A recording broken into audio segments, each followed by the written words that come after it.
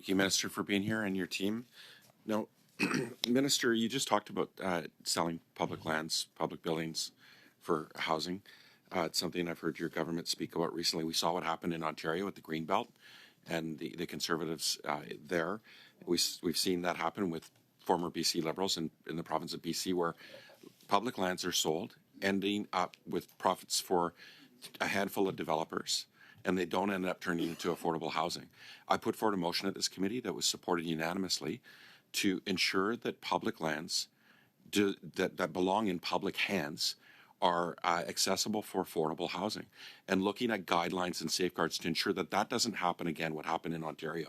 Now, are you working on guidelines to make sure that the same thing doesn't happen? Because I'm concerned that you're going to unload buildings and lands, and they're going to end up profiting a handful of developers and not be designated purely for affordable housing. What certainties do you have for Canadians that that's what's going to happen? That's a great question, and let me answer in two parts. First, about the plan, and second, about a concrete example of what that plan is leading to. So the plan is indeed to make available those lands and buildings, often located in the centers of cities, like in Ottawa or in other larger cities, where we know that we want to work with the municipalities to revitalize the downtown area so that we can bring people closer to public transit, closer to schools, closer to services.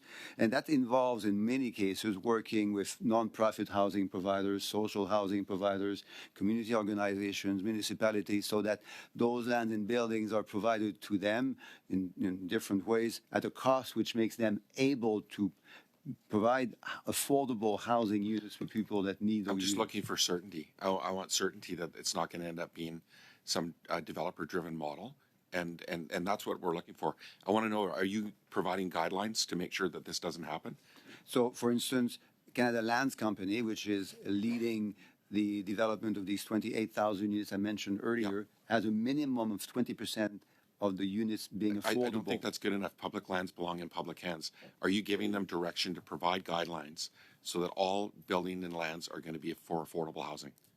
So you have a mixed setting with mixed use, mixed people. Some of them may not need affordable homes. Others will need affordable homes. We've seen that hybrid model. That was kind of what the Greenbelt the example I was going to provide, which is very nearby, is called the Water Ridge Village, just a few kilometers here in Ottawa. If you go and visit them, you'll see there are homes for veterans, homes for formerly homeless Canadians, single parents, homes for people that are maybe in the middle class or even in conditions which would make them able to pay for higher rents or higher prices than middle class Canadians. Okay. It still doesn't give me the confidence that I'm looking for.